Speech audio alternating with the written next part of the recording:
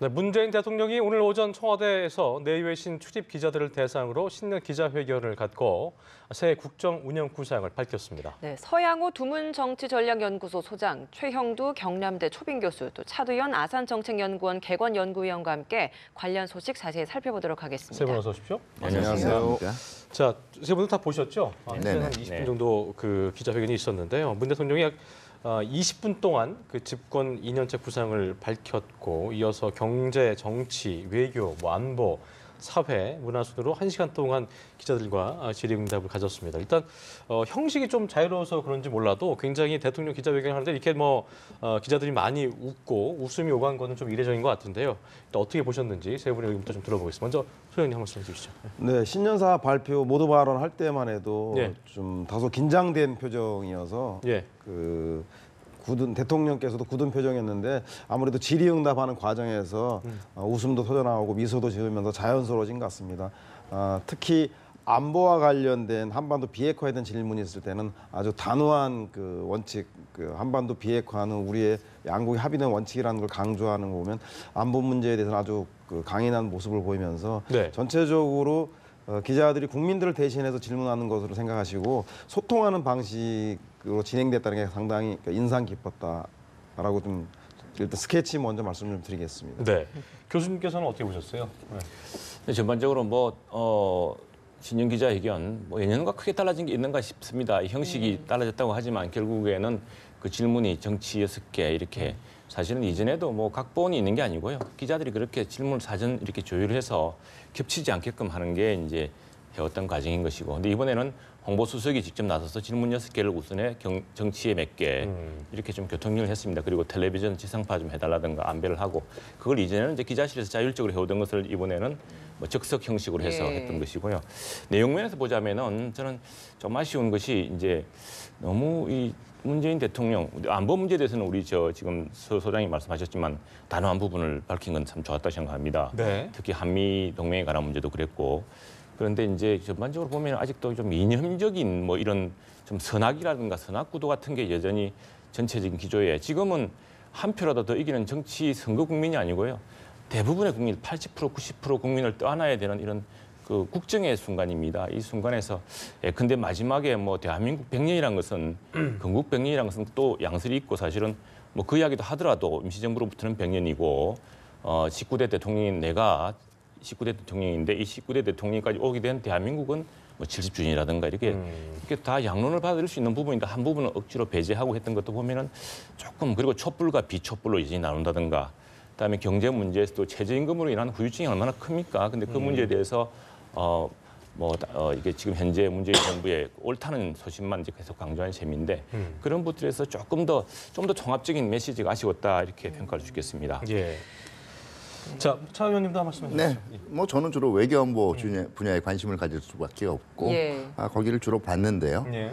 일단은 형식 면에서는 가능한 그동안의 작년 연말부터 올 초까지 된 상황에 대해서 궁금한 사항을 다 풀어주겠다는 아주 자유로운 분위기에서 시작이 됐다라고 보고요. 예. 특히 내용 같은 경우에 어떻게 보면 어제 남북 고위급 회담이 끝났고요. 그러다 보면 약간 정부 입장에서는 좀 기대에 붕 뜬 듯한 분위기가 나올 수도 있었는데 굉장히 차분하고 중심 잡힌 모습을 보여주셨다고 생각합니다. 왜냐하면은 지금 강조를 한 것이 지금 남북 고위급 회담이 일정한 공동보도문 형식의 성과를 냈고 그게 고무적이긴 하지만 그렇다고 해서 지금까지 지난 6개월간 유지해온 외교안보 정책의 기본 방향을 급격히 바꿀 의지가 없다라는 면을 오히려 분명히 하신 거예요. 대표적인 것이 어제 이 북한 측 수석 대표였죠. 예. 조평통 위원장 리성권이 비핵화 문제에 대해서 굉장히 그 얘기가 나왔다는 건 불쾌한 반응을 막판에 보였거든요. 그럼에도 불구하고 이 앞으로 한반도 비핵화라는 걸 포기할 수 없는 목표다. 한반도 평화와 함께 분명히 하셨고요. 이렇게 되면 앞으로도 우리 쪽에서 이 문제가 계속 거론이 될 수밖에 없을 거고 또 혹시 이게 북한이 이런 대화 분위기를 인해서 전반적인 제재 국면에 이완을 바라는 게 아니냐 하는 우려들도 제기가 됐거든요. 거기에 대해서 또 명쾌한 답변을 주셨죠. 결과적으로 현 단계에서는 국제적인 제재뿐만 아니라 우리의 독자적인 제재도 완화할 생각이 없다. 다시 말해서 북한의 분명한 태도 변화가 있기 전까지는 우리의 중심을 잡고 분명히 지켜보겠다. 이런 의지를 내비쳤다라고 볼 수가 있죠. 네, 지금 이 기자회견 관련된 내용을 조금 하나하나씩 좀 짚어보고 계셨는데 저희가 좀 더 구체적으로 좀 더 짚어보도록 하겠습니다. 먼저 대통령이 신년사에서 가장 많이 언급했던 것 단연 국민이었습니다. 모두 64회 언급이 됐고 정책과 관련해서는 일자리였습니다. 뭐 당연히 뭐 일자리 정책을 가장 첫 번째 국정 과제로 두고 임해왔던 것처럼 올해도 역시 여기에 대해서 계속 이어나가겠다라는 의지를 내비쳤는데 여기는 예. 어떻게 보셨습니까? 그렇죠. 대통령이 항상 기자 간담회 때마다 촛불 정신, 촛불 국민을 강조했는데 이번 그 신년사에서도 촛불 집회 얘기를 빠뜨리지 않았습니다. 그런데 이번에는 군중으로서의 촛불을 얘기한 게 아니라 평범한 한 사람 그 집회에 참여했던 분들을 거론하면서 주제를 얘기한 게 그런 평범한 분들의 삶이 나아지는 1년을 만들겠다라고 밝혔습니다. 그래서 삶이 나아지는 것에 가장 핵심적인 게 일자리 문제하고 그리고 저성장 시대에서 가장 큰 문제가 되고 있는 사회적 차별과 사회적 양극화 문제를 해소하겠다라고 하는 것들을 강조함에 따라서 과거에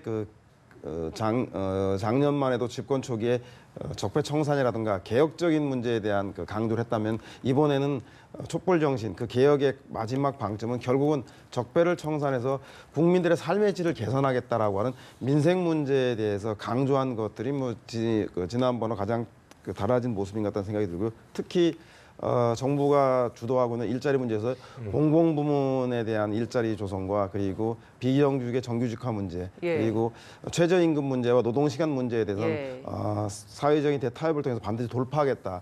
당장의 어려움은 일부 있겠지만 중장기적으로 보면 소득들을 높여서 선순환 구조를 만드는 원래 원칙들은 잃지 않고 가져가겠다라고 하는 단호한 의지를 보인 점, 즉 관심을 민생에 돌리고 민생을 문재인 정부의 애초의 국정 과제를 중심으로 풀어나가겠다라고 하는 의지를 보인 점이 가장 눈에 띄는 대목이었습니다. 네, 아까 좀 우리 최 교수님께서는 그 촛불 얘기하시면서 이념적 선악 구도가 내비치는 게 조금 아쉽다는 말씀을 하셨는데 어쨌든 정책 관련해서 일자리에 대한 그 언급을 하면서 가장 강조를 했는데요. 이 부분 어떻게 평가하시겠습니까? 네, 일자리 문제만 해도 그렇습니다. 사실 청년 실업이 지금 최악입니다. IMF 외환위기의 최악인데요. 12%, 구직할 의사가 있을 거에 포함하면 한 20% 된다고 합니다. 예. 근데 이게 지금 일자리에 대해서는 일자리가 이게 이념의 문제가 아닙니다. 일자리는 지금 대통령께서 오늘 아침에 기자회견에서 과거에도 두 자릿수 인상이 있었고 외국에서 있었다 그런데 임금 체계가 다릅니다. 외국과 우리랑. 우리는 기본급이 굉장히 작은 포션을 차지하고 그래서 이 최저임금 태스크포스에서도 급히 좀 대기업의 경우에는 보너스 같은 것을 좀 이 기본임금으로 나누어서 하는 이런 또 약간의 수정안을 내지 않았습니까?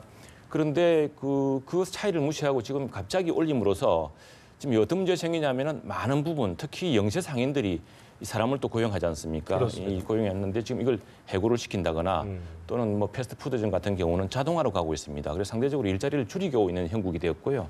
또 하나 이제 이 일자리를 확대하기 위해서는 기본 지금 최저임금제가 문제가 된 거, 최저임금제 높이는 건 좋습니다. 근데 그건 아주 정말 어려운 사람들한테 가야 되는데 우리나라 이 기본 임금 구조가 그렇게 안 되어 있습니다. 그리고 또 그렇게 된 이유는 노동 유연성, 노동 개혁의 문제가 절박하게 남아 있거든요. 이 문제를 위해서 오늘 지난번에 대통령께서도 신년 인사에서 노사정 대타협, 노사정 대화를 강조를 했는데 이게 지금 안 되고 있습니다. 그런데 이 문제에 대한 분명한 걸 함으로써 실제로 사회적 일자리를 넓혀야 되는데 또 하나 지금 경제가 아주 좋은 것처럼 지표가 보이지만 이 반도체 호황으로 인한 굉장히 의존적인 것입니다. 그렇습니다.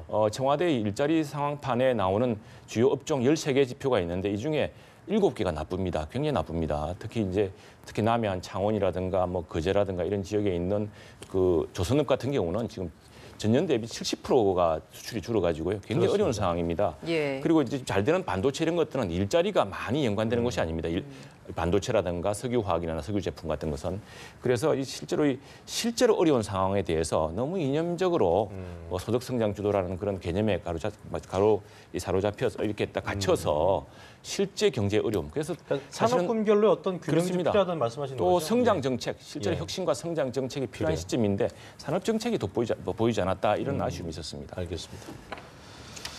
자, 그리고 문 대통령이 이제 개헌 의지를 신년 기자회견에서 다시 강조를 했는데요. 집권 2년 차에 개헌을 주요 아젠다로 꺼냈다.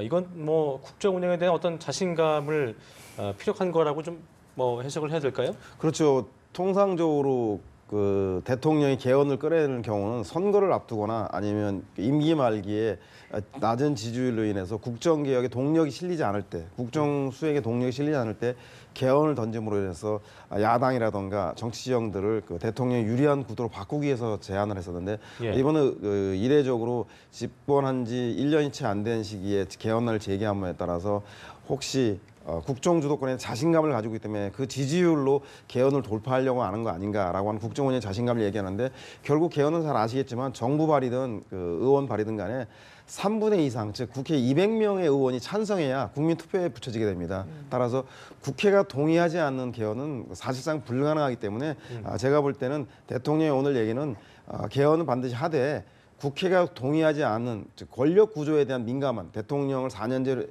중임으로 할지 내각제로 할지 아니면 뭐 이원 집정부로 할지 이런 권력 구조가 합의되냐면 그걸 빼고 나머지 현재 그 30년 전에 낡은 오신 그 중앙 집권적인 권력 문제에 대해서 지방자치 분권을 해나가는 문제에 대해서는 충분히 의원들도 합의할 수 있고 특히 국가가 외교안보 국방에 주력하되 지금 가장 국민들이 관심 있는 생활 복지, 안전 이런 문제는 이제는 지자체가 소관해야 되는데도 불구하고 중앙의 과도한 권한과 규제 때문에 그렇게 나가고 있지 못하다. 따라서 이런 정도는 국회가 합의할 수 있지 않을까라는 취지로 아마 그런 말씀을 드렸던 것 같고 이조차도 국회가 합의하지 않는다라면 저는 뭐 대통령이 아무리 발의안을 내더라도 국회 통과가 좀 어렵기 때문에 결국은 개헌과 관련해서는 국회의 뜻을 소중히 여겨서 준비는 하겠지만 국회와 함께 풀어나가겠다 이런 의지로 좀 해석해야 되지 않겠냐 싶습니다. 네, 그러니까 말씀하신 것처럼 개헌이라는 게 국회의 동의가 반드시 필요한 것이기 때문에 사실 6월 지방선거 때 국민투표를 같이 붙이려고 한다면 5개월밖에 남지 않았거든요. 시간이 네, 그렇습니다. 좀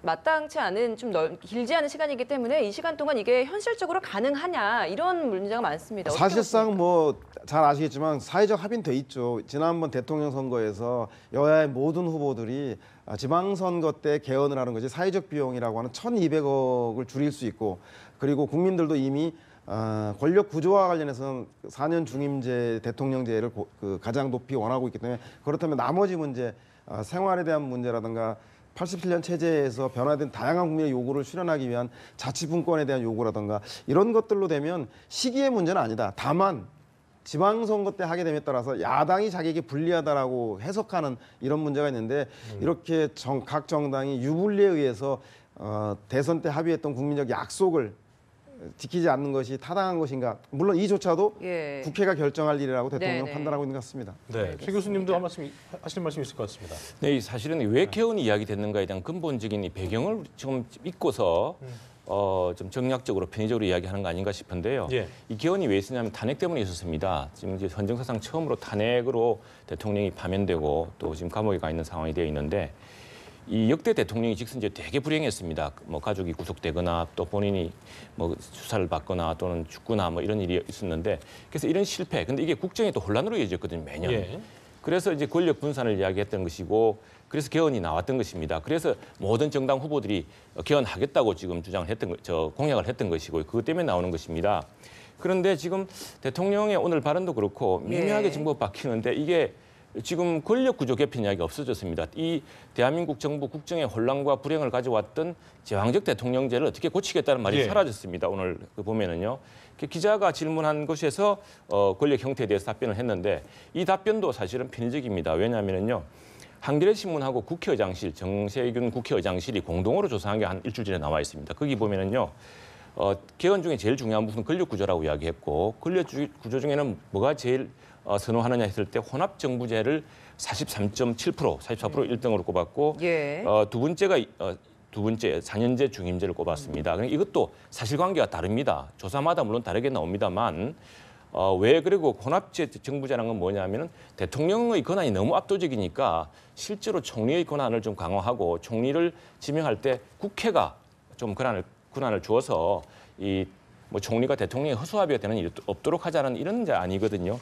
그래서 이제 그렇게 본다면 우선의 개헌안에 대해서도 강력한 이 탄핵 이후에 우리 국정의 혼란을 불러왔던 제왕적 대통령제의 문제를 고치자는 그런 인식에서 시작됐던 것이고 예. 또 그러면 어떤 정부제가 좋으냐에 대해서는 혼합정부제에 대한 또 분권형 대통령제에 대한 아주 그 지지도 또 높습니다. 근데 네. 그 부분을 무시한다는 것은 말이 안 맞고 또 하나 지금 갑자기 지방 분권만 갖고 이야기하는데 지방 분권의 문제는요. 사실은 지방 재정의 문제입니다. 이거는 그 지방 재정의 문제는 또 한편 보면 지방 경제 균형 발전의 문제입니다. 만일 지방 정부별로 세수를 해서 쓰게 한다면요. 서울이나 경기도 특히 성남시 이런 데는 어마어마하게 클 겁니다. 그러나 지방 도시는 만일 그 지방에서 걷는 세수로 감당할 수가 없습니다. 지금은 중앙 재정을 받아서요. 중앙 재정으로 교부를 해서 그런 세수의 편차에 관계없이 나눠주도록 하는 구조거든요. 그런 것들을 잘 봐야 되고 해서 지금 좀 너무 이 문제 왜 개헌이 논의가 시작됐는지에 대한 근본적인 의문 그리고 국민들이 어떤 그러면은 권력 형태를 선호하느냐. 그리고 정말 지방 분권을 위해서는 지방 경제를 고르게 성장시킬 정책이 무엇이냐에 대한 진지한 좀 문답이 있어야 될 것 같습니다. 네, 이 개헌안을 짧게만- 두고는 예, 네. 참 네. 여야 지금 관련된 지금 전문가들께서도 지금 이렇게 그렇습니다. 의견이 엇갈리기 때문에 국회에서 동의를 얻기까지 참 많은 홈로가 예상될 것 같습니다. 일단 이번에 시간 좀 관계상 예, 주제를 외교 바꿔서 분야로 좀 이번에 이야기를 좀 넘어가 예. 보도록 하겠습니다. 북핵 문제와 관련해서 예. 대통령 올해 신년사에서 굉장히 좀 단호한 입장을 보였던 것 같습니다. 네. 당장의 통일을 원하는 건 아니다. 예. 또 이제 북핵 문제를 임기 중에 해결하는 게 가장 우선순위라고 생각한다라는 네네. 입장을 밝혔는데 좀 어떻게 보셨습니까? 네, 이게 그 방향은 유지된 거예요. 정부 출범할 때부터. 근데 그 확신은 더 이제 공고해졌다고 볼 수가 있겠죠. 다시 말해서 이 방향 설정이 옳았다라고 지금 생각을 하고 이거를 변함없이 밀고 나가겠다라는 의지를 분명히 밝히신 거고요. 어제 있었던 남북 회담이 또 이번에 영향을 준 거라고 봐야겠죠. 예, 이제 고위급 회담을 이제 하나의 기회로 삼아서 이게 그 평창 올림픽을 평화 올림픽으로 치르고 남북 회담을 단순히 남북 대화로 끝나는 것이 아니라 이게 비핵화를 위한 이제 대화로 발전시켜 나가겠다라는 의지를 분명히 말씀하신 거라고 봐야 예. 되겠고요. 그리고 그러기 때문에 북한이 앞으로 불편해하더라도 남북 대화에서 이 문제를 거론하는 것도 사실은 계속될 수밖에 없다. 이렇게 우회적으로 말씀하셨다고 봐야겠죠. 그러니까 어쨌든 문 대통령이 그 비핵화는 정말 뭐 양보할 수 없는 그 가치라는 얘기를 하면서 네네. 그런 점에서 이제 대화가 필요하다는 강조를 하신 건데 그동안 주장해왔던 어떤 뭐 한반도의 우리 운전자론 같은 거 이런 거에 네. 좀 더 힘을 실었다 이렇게 좀 봐야 되겠죠? 그렇죠. 이제 그 결과적으로는 한반도 운전자론이라는 게 그 우리의 운명과 관련된 특히 이제 비핵화도 우리가 그 국외자가 아니지 않습니까? 예. 가장 큰 잠재적인 피해 당사자란 말이에요. 이런 문제를 풀어 나가는 데 있어서 그 대안을 제시를 하고 그리고 다른 국가들에게 협력을 촉구하는 이런 그 주도적 역할을 강화를 시켜 나가겠다는 건데 마침 남북 고위급 회담이 성사가 됐기 때문에 네. 만약에 남북 대화를 통해서 비핵화 회담을 추동할 수가 있다면 이거는 분명히 한국의 운전자론에 도움이 되겠죠. 그래요. 정상회담 관련돼서도 질문이 있었어요. 네네. 그러니까 이제 그 남북 관계에 필요하다면 정상회담을 비롯한 뭐 어떠한 만남도 가능성을 열어두고 있다라고 답을 하셨는데 네네. 뭐 당장은 아니겠습니다만 그 가능성을 저희가 좀 뭐 굳이 예상해 보자면 어떻게 예상해 볼 수 있을까요? 그렇죠. 이제 그 만약에 고위급 회담 이후에 분위기가 계속 좋고 이제 근데 큰 결심들이 남아 있는 거거든요. 예. 결국 비핵화의 수준하고 비핵화에 들어갈 때 비핵화의 수준하고 그다음에 대북 제재의 해제라든가 이런 그다음에 그 이 국제적인 또는 남북 경제적인 협력의 수준들을 어떻게 동조화시켜 나갈 건가 이건 일종의 정치적 결단에 속하는 문제들이에요. 이런 문제들은 최고 책임자들의 만남, 다시 말해서 최고 지도자들이죠. 대통령, 우리 대통령 그리고 김정은 국방위원장 또는 뭐 미국 간의 대화도 필요한 것이고요. 네. 그 관해서 만약에 필요하다면 그 대통령께서 그 당연히 그 역할을 하시겠다 이렇게 말씀을 하신 거고 다만 전제는 달았죠. 이 회담 자체에 그렇게 집착하지는 않겠다. 여건과 전망이 갖춰지라고 그렇죠. 했는데 예, 예. 최 교수님, 네. 여건과 전망이 갖춰진다. 이 여건이라는 건 어떤 걸 저희가 좀 구체적으로 얘기해요? 문재인 대통령도 강조했고 또 국제사회 지금 것도 그렇습니다만 이게 이 대화가 비핵화의 입구가 되어야 된다는 것입니다. 이 사실은 위험한 평화 자체가 평화를 위한 평화, 대화를 위한 대화랑은 의미가 없습니다. 예. 가장 역사적으로 유명한 것이 이제 위험한 평화였던 것이 평화에 너무 집착한 나머지 실수가 영국에서 있었던 2차 대전 직전에 체인블레인 영국 수상과 히틀러와의 협상이었습니다. 예. 그때 뭐 히드로 공항에서 아주 영국 사람들이 환호했습니다. 전쟁 분위기였는데 예. 갑자기 평화가 온 것처럼 그러나 그로부터 2년 뒤에 독일이 전 유럽을 상대로 전쟁을 그렇습니다. 시작했던 거거든요. 그래서 대통령도 오늘 분명히 이야기했지만 비핵화는 명백한 우리가 91년에 남북한의 불가침 선언과 한반도 비핵화 선언을 했습니다. 지금 북한이 그걸 여기고 있는 거거든요.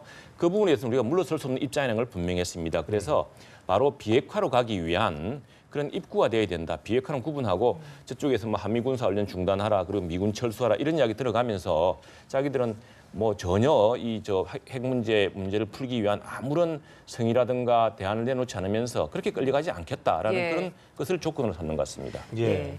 한일 위안부 관련해서 언급도 나왔습니다. 그렇습니다. 할머니들의 명예와 존엄을 회복해드리겠다라고 이야기를 했는데 기자회견 질의에서 10억엔 처리 방안에 대한 논의에 대한 질문도 나왔고 또 여기에 대해서 좀 현실적으로 최선을 찾아야 한다라는 이야기를 하기도 했는데 위안부 문제 좀 어떻게 처리를 해 나가야겠습니까? 일단 사실상으로는 그 위안부 합의를 내용적으로 파기하셨죠. 합의의 핵심적 내용이 두 가지 아니겠습니까? 하나는 최종적이고 불가역적 합의다. 즉 다시는 위안부 문제를 재론하지 않는다가 한일 간에 그 합의했던 가장 중요한 하나였고 또 하나는 10억엔을 그 일본 정부가 기금을 만들어서 한국 정부에 준 것인데 이 두 문제에 대해서 최종적으로 불가역적이라는 문제는 그 피해자가 동의하지 않는 피해자가 배제된 정부 간의 합의라는 것을 분명히 하셨기 때문에 그리고 그 가해자로서 전쟁 당사자로서 피해자인 국가와 개인에게 진실된 사과를 하지 않았다라고 해서 분명히 이 문제 해결되지 않는 한 계속 거론하겠다는 얘기를 했고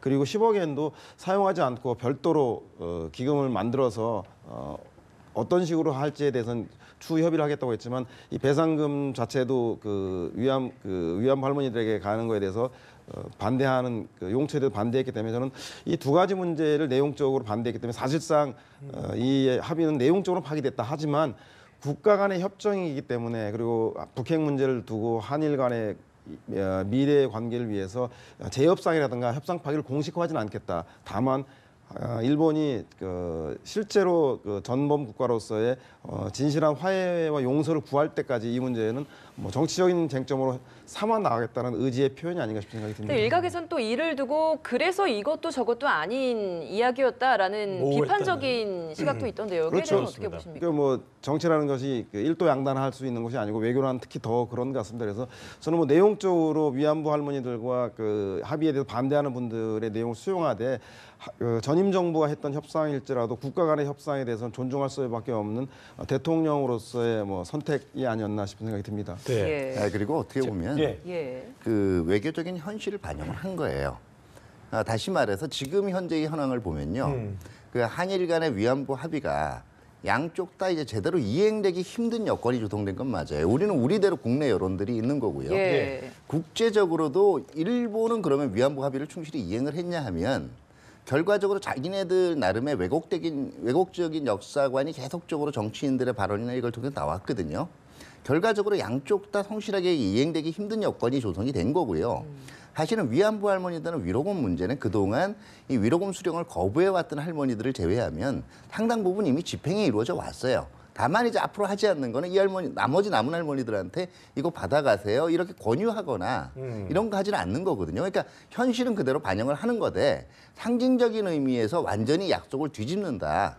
이거는 선택하지 않은 거죠. 여기에 대해서 설왕설래가 있긴 하지만 어떻게 보면은 그동안에 가장 그 파문을 한일 차원에서 파문을 적게 하고도 이 문제들에 대해서 상징적인 의미에서 결코 과거의 잘못된 합의를 그대로 따라하지는 않겠다는 의지를 밝힌 수라고 볼 수가 있습니다. 근데 할머니들 입장에서는 어제 그 불만을 좀 표시하셨던 게 결과적으로 잘못된 거기 때문에 뭐 다시 하든지 이런 얘기를 하셨었는데 그런 게 없으니까 아쉬움을 좀 표하시기도 했거든요. 네네. 이 부분은 좀 어떻게 좀 보셨어요? 이게 10억 지난 할머님들이 지난번에 이제 이야기했던 것 중에 배상을 받고 싶다라는 표현이 있습니다. 그 강경화 장관이 나눔 집에 갔을 때 이 10억엔이 바로 배상의 성격입니다. 왜 우리나라 정부가 이 10억엔이 없어서 일본한테 받으려고 그랬겠습니까? 이건 국가 책임을 인정하라는 것이거든요. 총리의 사과 그리고 10억엔.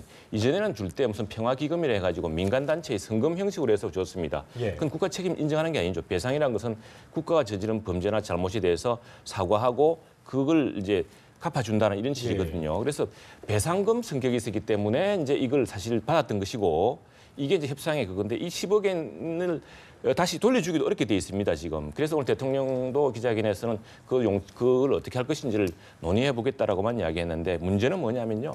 지금 우리가 일본에 복수를 하는데 이 복수를 어떻게 할 것이냐. 이게 지금 전쟁을 할 수도 없고 어떤 분이 정의화 전 국회의장이 그런 말씀하셨습니다. 아름다운 복수를 해야 됩니다. 우리가 일본 사람들의 용렬하고 편협하고 말이죠. 역사에 대해서 몰상식하는 이런 것들을 하려면 정말 우리가 진정한 국력을 키워가지고 국가의 위신을 보여줌으로써 왜 이 사람들 과거에 한류에 열광하지 않았습니까? 한국 갑자기 좋아하고 자기들이 잘못했다고 느끼기도 하고 그랬을 텐데 그리고 삼성이 소니를 이기고 말이죠. 이런 식으로 어떤 큰 틀의 복수를 생각하고 이래야 되는데 지금 10억 딜레마가 보여주는 게 이 외교의 현실입니다. 10억은 우리가 일본이 국가 배상처럼 해서 받았던 돈이기 때문에 근데 일본이 그 당시에 배상이라는 명확한 용어를 사용하지 않았기 때문에 또 할머니들이 더 반발을 했었던 상황도 실질적으로는 있었거든요. 국가가 돈을 왜 지급하겠습니까? 그래서 국가가 돈을 지급하지 않으려고 했던 것이고 우리는 국가에서 10억을 내놔라고 이야기했던 것이고 그 액수는 10억 엔이라고 조정됐습니다만 그 책임이 그래서 법률 국제 저도 뭐 국제 전문가는 아닙니다만 그 협상에서 왜 그 10억이란 일본이 기어코 거부하던 국가 책임 문제 그리고 국가 예산으로 위안부 할머니에게 어떤 돈을 배상해 준다는 이런 이제 결론이 되었던 것이죠. 그래요. 자, 끝으로 저기 그 임종석 비서실장의 그 아랍에미리트 방문으로 빚어진 그 의혹 관한 질문이 나오면서 그 기자분이 그러셨어요. 그러니까 저희 어머니도 궁금해하신다 그러면서 대통령이 이제 이에 대해서 UAE와 협정 내용 또 적절한 시기가 되면 공개할 수 있을 거다라고 답을 하셨는데 어떻게 좀 보셨는지. 한 가지 분명한 것은 탈원전 때문에 UAE가 원전 수출하는 걸 불안해해서 이것이 발생된 문제, 즉 문재인 정부에서 빚어진 일 아니라는 것이 밝혀진 것 같고요. 다만 김종대 의원이라든가 몇몇 의원들이 제기하고 있는 것이 이명박 정부 시절과 박근혜 정부 시절에 원전 수주 계약과 관련한 이면 합의로서 그 양국 간의 군사 동맹 위급한 시기에 군대를 파견하는까지의 이런 그 추가적인 MOU 형태의 협약 때문에 사실 국회 비준 절차까지 무시한 이런 문제라고 하는 의혹이 제기하고 있는데 대통령께서는 이 문제에 대해서는 일단 언급을 하지 않았습니다. 예. 필요하다라면 적당한 시기에